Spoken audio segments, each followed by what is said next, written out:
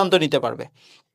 এখন কাস্টমারদের সাথে দীর্ঘমেয়াদী সম্পর্ক আমরা বিভিন্নভাবে আমরা আলোচনা করেছি যে দীর্ঘমেয়াদী সম্পর্ক করার বেনিফিট কি, গুরুত্ব দিই, কি হতে পারে।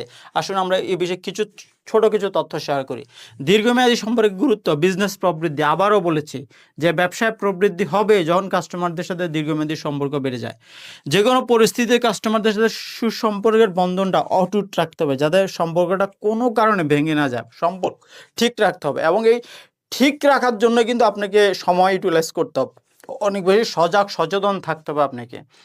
নতুন কাস্টমারদের সাথে সুসম্পর্ক গড়ে তুলতে হবে এবং ওয়ার্ড অফ মাউথ মার্কেটিং যত ভালো করবেন, নতুন কাস্টমারের সাথে সম্পর্ক তৈরির আপনি স্কোপটা তত বেশি পাবেন, সুযোগটা তত পাবেন। দীর্ঘমেয়াদী সম্পর্ক ধরে রাখার কারণগুলি নিয়ে কাজ করতে হবে। কি কাজ করলে, কি কারণে যে কোনো কাস্টমারের সাথে দীর্ঘমেয়াদী সম্পর্ক তৈরি করে যায়, ধরে রাখা যায়। এই কারণগুলি নিয়ে আপনি যদি যথাযথভাবে কাজ করেন, তবে অবশ্যই আপনি দীর্ঘমেয়াদী সম্পর্ক গড়ে তুলে আপনার ব্যবসাটিকে পরিচালনা